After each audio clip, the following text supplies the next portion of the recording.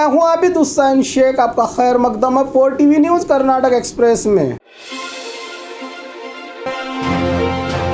बीजापुर की जमीन पर चमत्कार कर दिखाया किसान ने। बीजापुर जिला कोलार गांव के किसान ने उगाया कश्मीर सेब, जिसे देखकर लोग हो गए हैरान। गर्मी वाले बीजापुर क्षेत्र में कश्मीर से बीज लाकर अपनी ज़मीन पर कश्मीरी सेब उगाए किसान ने हरे भरे और स्वादिष्ट अंगूर से मशहूर रहे बीजापुर जिले के सिद्धप्पा बलगोन नामी किसान ने अपने 1 एकड़ ज़मीन पर कश्मीरी सेब उगाकर बीजापुर का और भी मशहूर कर दिया नाम। ये सेब सिर्फ ठंडी जगहों पर उगाए जाते हैं, उसके लिए तकरीबन 4 से 21 डिग्री तक टेम्परेचर होना ज़रूरी है और 100 से 124 सेंटीमीटर बारिश की ज़रूरत होती है। दूसरे किसानों में उम्मीद की किरण जगाई है।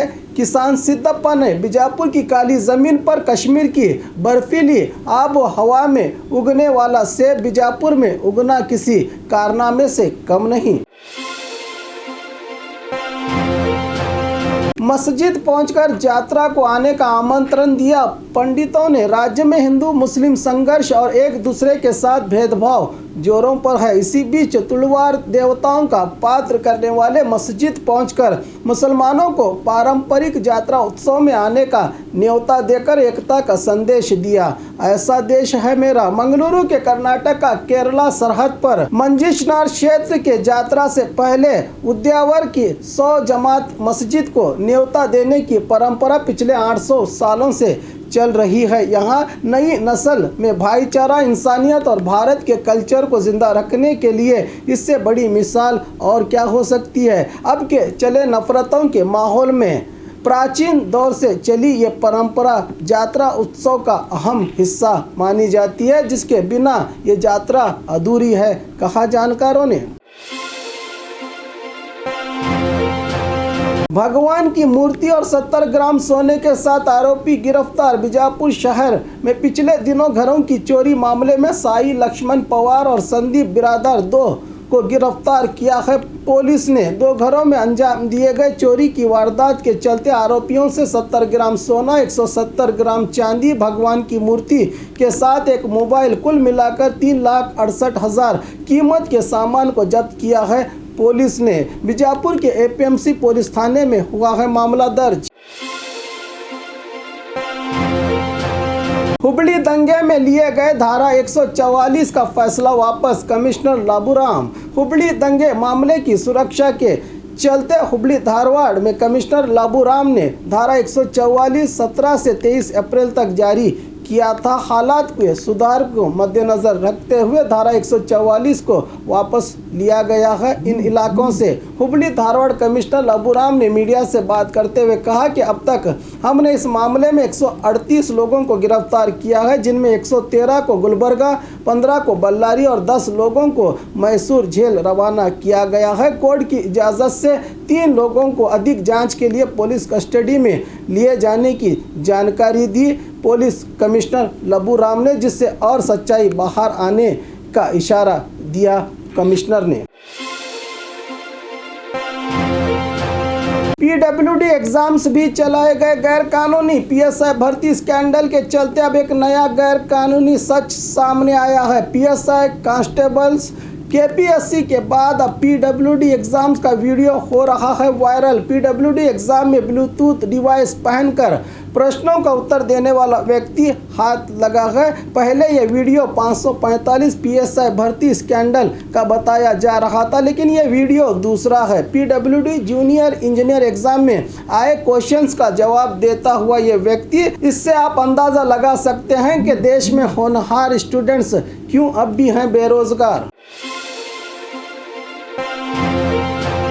पीएसआई भर्ती स्कैंडल, सीआईडी जांच में सामने आया असिस्टेंट प्रोफेसर भर्ती का नया सच। पीएसआई भर्ती स्कैंडल में सीआईडी की टीम के हाथों एक और घोटाला हाथ लगा है, जिसमें असिस्टेंट प्रोफेसर की एग्जाम्स के क्वेश्चन पेपर को व्हाट्सएप के जरिए लीक करके प्रश्नों के उत्तर दिए जा रहे हैं। कर्नाटक एग्जाम अथॉरिटी केईए के अधिकारियों ने मल्लेश्वरम पुलिस थाने में मामला किया है दर्ज। आखिर कब खत्म होंगे ये घोटाले, कब मिलेगा पढ़े लिखे बेरोजगारों को रोजगार। शांति और कानून टूटे तो रोजगार पैदा नहीं होता, सिद्धरामैया की चिंता। दावणगेरे जिला हरिहर के एक उद्योग मेले में विपक्षी नेता सिद्धरामैया ने राज्य में चलते चले जाति धर्म संघर्ष के चलते चिंता जताते हुए कहा कि इन्वेस्टमेंट और कानून और व्यवस्था के बीच एक सीधा रिश्ता है।